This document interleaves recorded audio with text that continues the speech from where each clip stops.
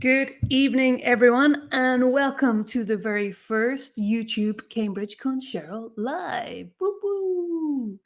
Guys, I will be coming to you live every single Wednesday at 8 o'clock UK time.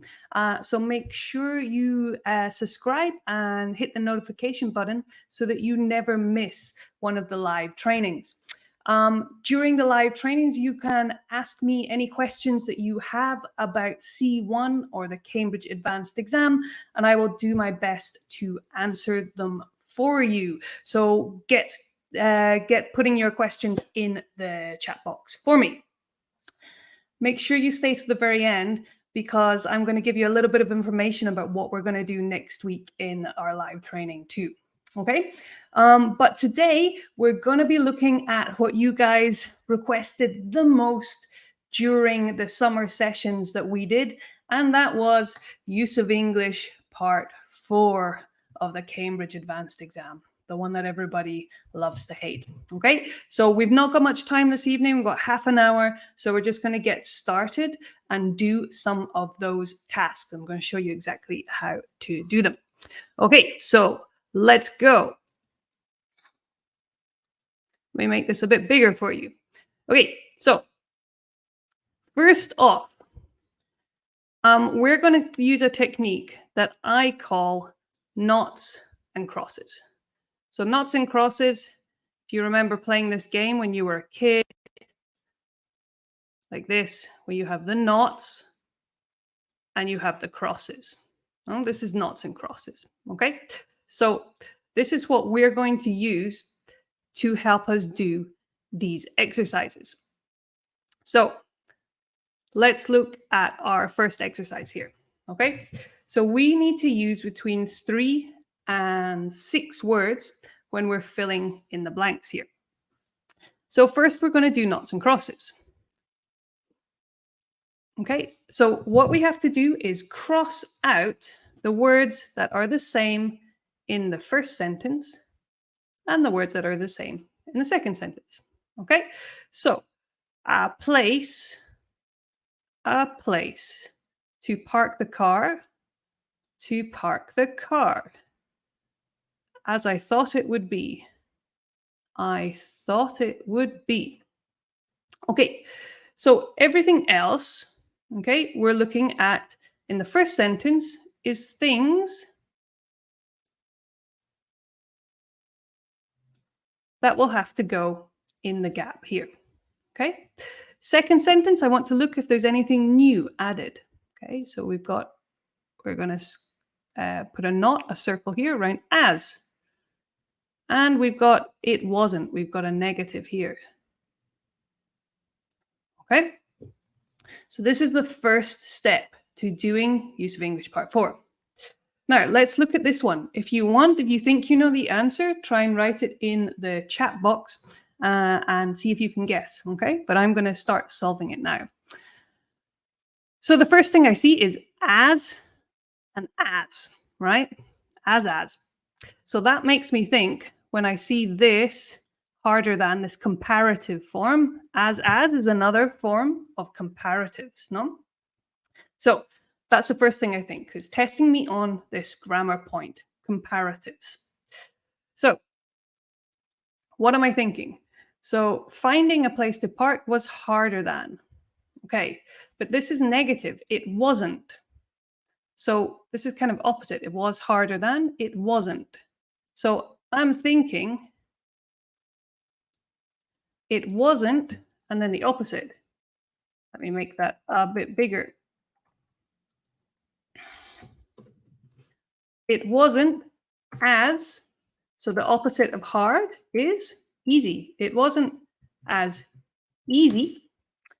Okay, so that covers was harder than this part. It wasn't as easy, a place. We've got the word finding. The finding is in the ing form here, okay? And we need after an adjective, we don't use the ing form, we use the infinitive form. So this is the next thing is testing us on. So it wasn't as easy to find a place. It wasn't as easy to find a place. Let's count. How many words do we have? 1, 2, 3, 4. This is between 3 and 6. So this is our answer here. And this is testing us on 1, comparatives, and 2, do we know this grammar rule that after an adjective we're using the infinitive? Okay, so let's try the next one. Max didn't accept the job. Whoops. Let me move this over here. Okay. Max didn't accept the job. Okay, so I'm going to do my knots and crosses again. So Max and Max, it's the same. The job. If the company had offered him a better salary than his current one, the company offer him a better salary than his current one. Okay, so we've got didn't accept here. I've got because. I've got wouldn't. Okay. In the second sentence, has anything changed? Yes. Look, this has changed to conditional. So I'm thinking they're probably going to be testing me on conditionals. So that's the first thing I'm going to be thinking of is, okay, what conditional is this? If the company had offered. So what conditional is this? Is it first? Is it second? Is it third? If the company had offered, this is a third conditional. This is in the past. No? So our other half is going to be in the past too. So if the company had offered him a better salary, Max would have accepted the job. No, he would have accepted the job. Would have accepted the job. How are we going to say that with turned? So if I see this, accepted the job, and I see turned, I'm thinking, okay, they want to test us here on a phrasal verb, no? Or an expression. Yeah, so this is what they always test us on in this part of the exam. Grammar, phrasal verbs and fixed expressions, or word formation, turning verbs to nouns, things like this. So here I'm looking for a phrasal verb that means I didn't accept the job. Okay, a phrasal verb for didn't accept the job. So what do we have with turned? We have to turn down. To turn down a job. And we have to do it in the third conditional. So Max wouldn't have turned down the job. And down the job is not to accept it, to refuse it. No? So Max would not have turned down the job if the company had offered him a better salary. How many words is this? Let's check. Here I've got one word, but careful. Not. This is actually 2 words. Okay, would not. So careful when you're counting to make sure it's between 3 and 6. Careful you don't count wouldn't as 1 word. It's 2. So would not have turned down. This is 5. This is okay. Okay, let me just have a look at some of your comments and see if there are any questions so far. We've got some good answers here. Wouldn't have turned down. Wouldn't have turned up. Careful, turned down and turned up. Zoya, to turn up is like to appear for the job. Like he didn't turn up for the job interview. Okay, he didn't appear. He didn't arrive. Whereas to turn down is to refuse it. Okay. Next one. Let's have a go with Maggie. So, okay. So Maggie, cross it. Her neighbor's children for a couple of hours. Her neighbor's children for a couple of hours. Okay. Didn't mind is kind of the same as like was quite happy to. Yeah. It's just got a different structure after it. Happy, adjective, so we're using the infinitive. Didn't mind has a different structure after it. So they're testing us on that. Okay, so the only thing we're circling here is look after. So we're going to get 1 point for finding an expression with I, that means look after, and we're going to get 1 point for using the correct structure after don't mind or didn't mind. Okay, so after didn't mind, what do we use? If you know, type it in the chat box. After didn't mind, we use the ing form. Okay, don't mind doing something. So what didn't she mind doing? So to look after, how can we say this with I? To look after is, a lot of you are getting it correct. Yep, exactly. Romelia, good. Katerina, good. To keep an eye on. Yeah, to keep an eye on someone or something. Okay, but we're going to have to put it in the ing after mind. So we're going to say Maggie didn't mind keeping an eye on. 1, 2, 3, 4. This is between 3 and 6. So this is the correct answer here. Okay, 1 point for the ing, 1 point for the expression. How are we doing so far? Everyone good? Yes? Awesome. Okay, do you want to do a couple more? Okay, let's go. We'll do a couple more. We've still got some time. So here's some I made earlier. Dun-dun-dun-dun. Okay, let's go for it. Next one. So same thing, knots and crosses. Okay, I'm not in contact with any of my primary school friends. So my primary school friends.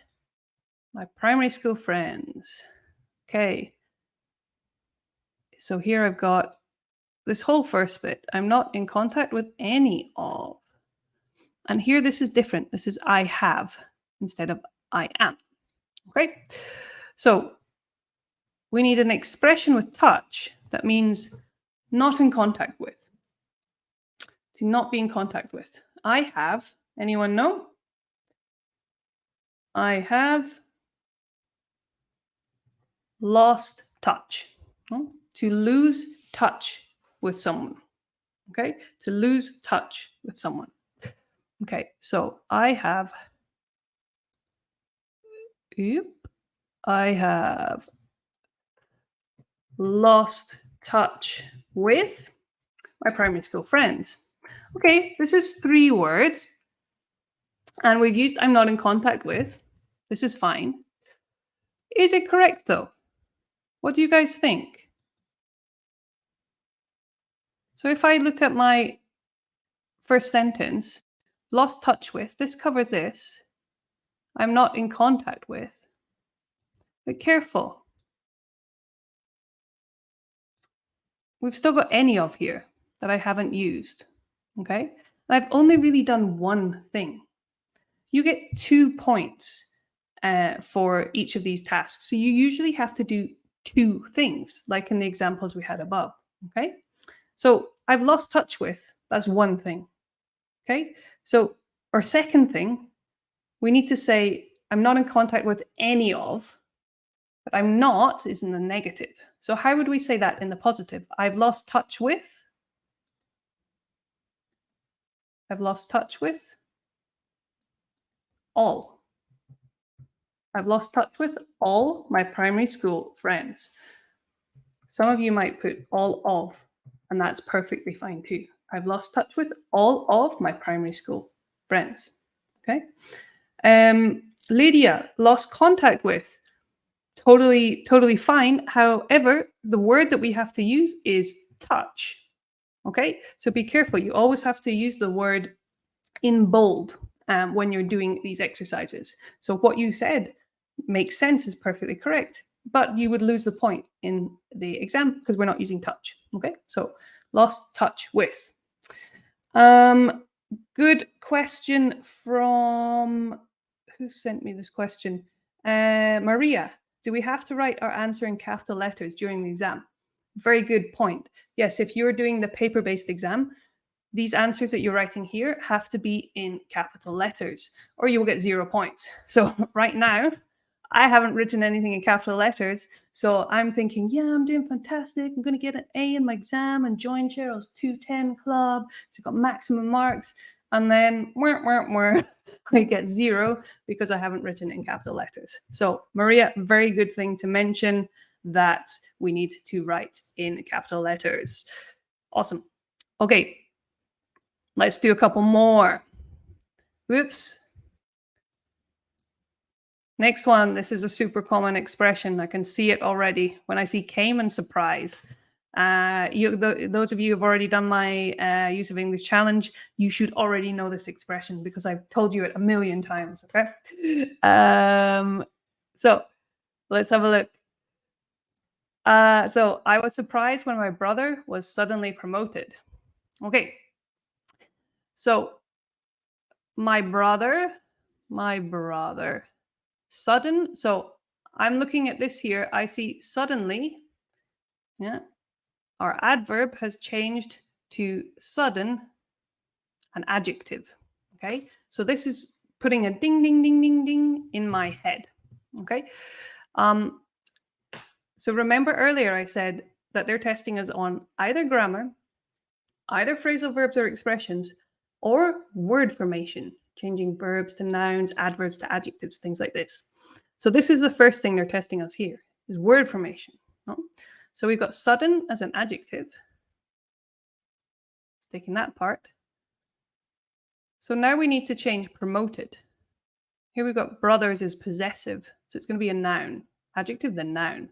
So what's the noun from promoted? My brother's sudden promotion. My brother's sudden promotion. Let me write in capital letters so I get some points. My brother's sudden promotion. Okay, so this is getting us 1 point.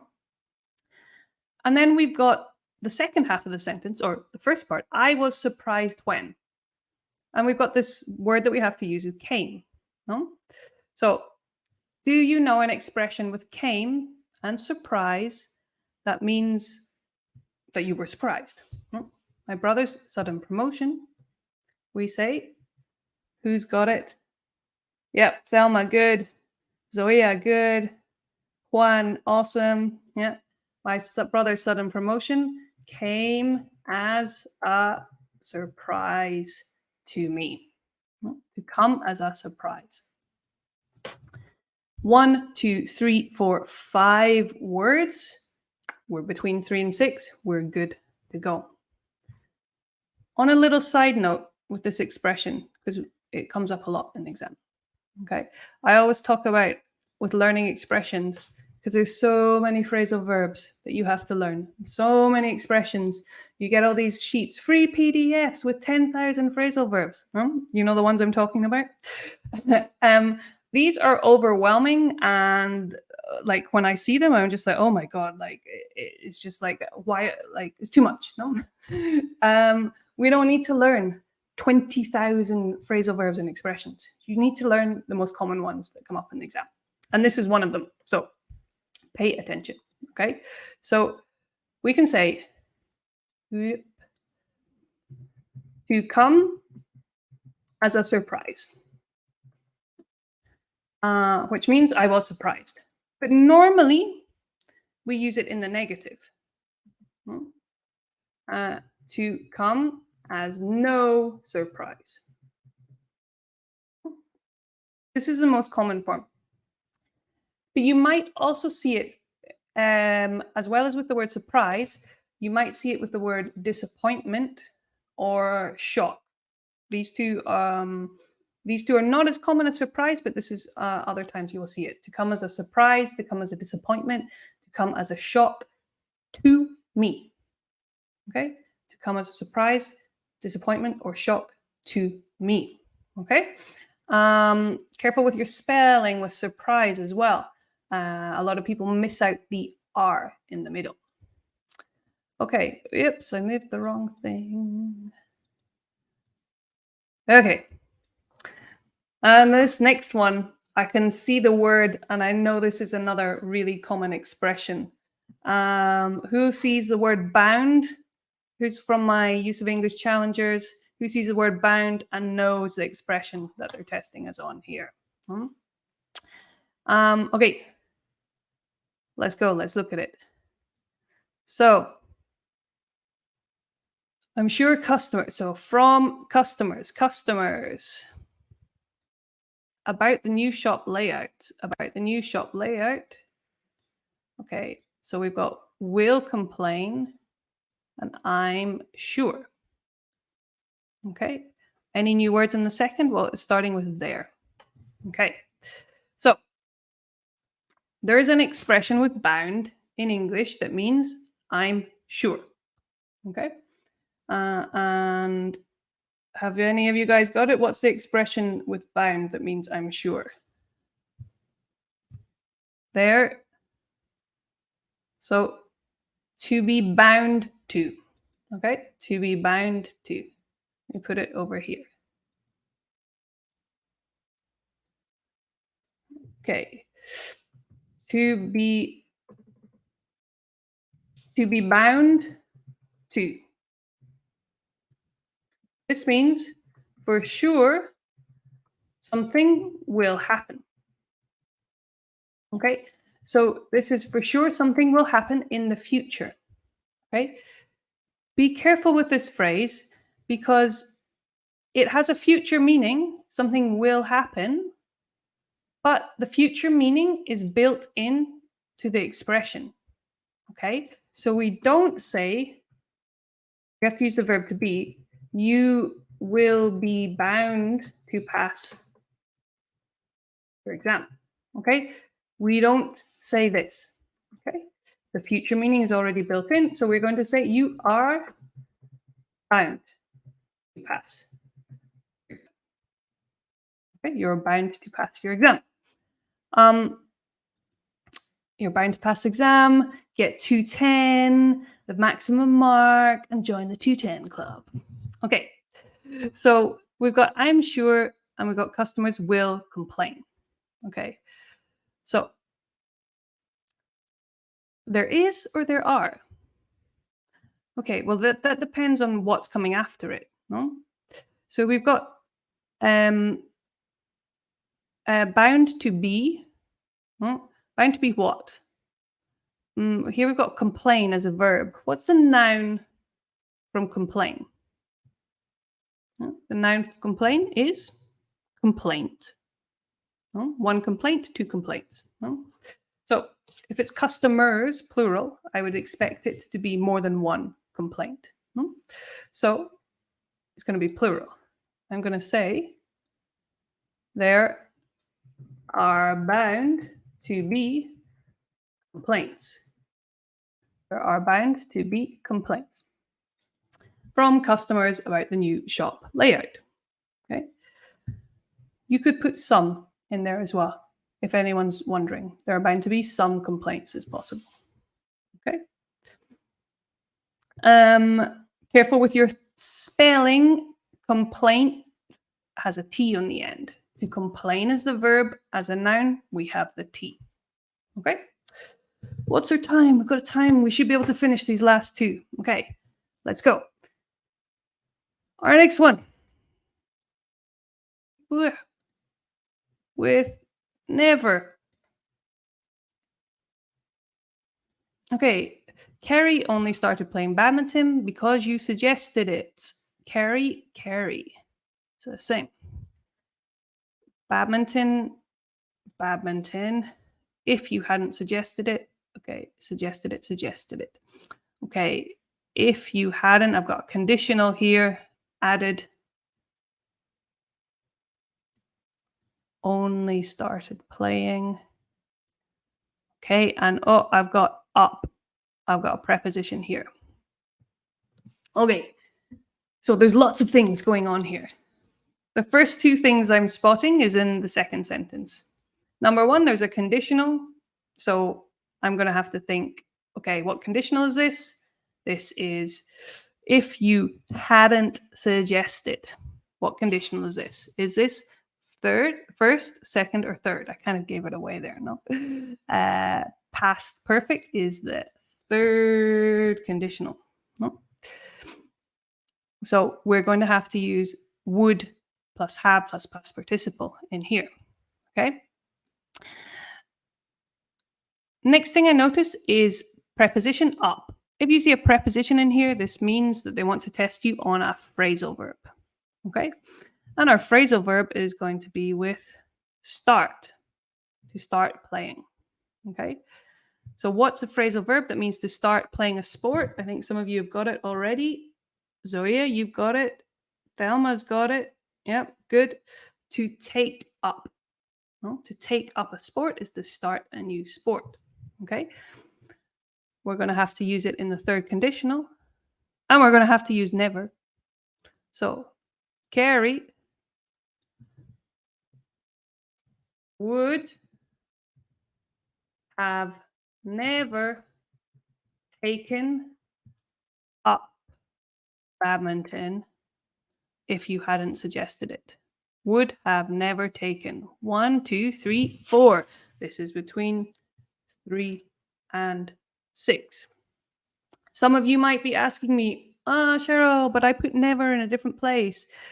I put would never have taken. Is that okay? Yes, this is also okay. So never can go with the present perfect. I have never. I have never eaten sushi. I have never been to Japan. Or it can go with would, like would not. I would never do that. I would not do that. Okay, so it could go in either position. Personally, this was the first one that came to my mind. Okay, but up to you. You can choose. Okie dokie. Last one. Let's go. Let's go. Everyone. I talk to. Cards from the city center. From the city center, cards. So we need thinks should be banned. Anything new in the second one? Everyone I talk to is. Okay, is. We got favor. Okay, thinks they should be banned. So with favor, so thinks that should happen, no? We can use a prepositional phrase with favor. Favor has a preposition at the beginning and a preposition at the end of it. No? The prepositions. No? Everyone I talk to is in my capital letters in favor of something. After a preposition, we can't say banned cars.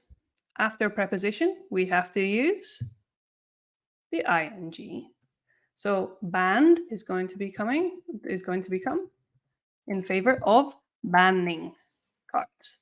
You're going to get 1 point for knowing in favor of, and you're going to get 1 point for changing banned to ing after the preposition. Okie dokie. So, how are we doing? I hope that was useful. I hope that helped you. That you learned some more phrasal verbs. You learned a little bit more about how to do this part of the exam. We will be doing this next week, same time, 8 o'clock on Wednesday. So I promised I would tell you what's going to happen next week at 8 o'clock on Wednesday. Well, this is actually 100% up to you guys. So what I want you to do right now, those of you who are here with me live, is type in the chat box, what do you want to see next week? What do you need help with? What part of Cambridge Advanced is keeping you up at night? It's making you cry. What C1 grammar point is stressing you out and giving you a headache? Comment in the chat box below, and the most popular point we will cover next week.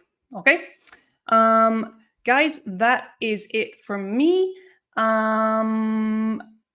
Yeah, and I'll see you guys next week. Those of you who are on my newsletter, I will send you a recording of this tomorrow, and I will also send you some more exercises to practice. I have the 25 most common use of English exercises. In fact, I think you can get it below this video. There's a link to it now. But newsletter subscribers, I will send it to you by email as well. Okay, guys, take care. Have a good evening, and I'll see you next week. Bye bye.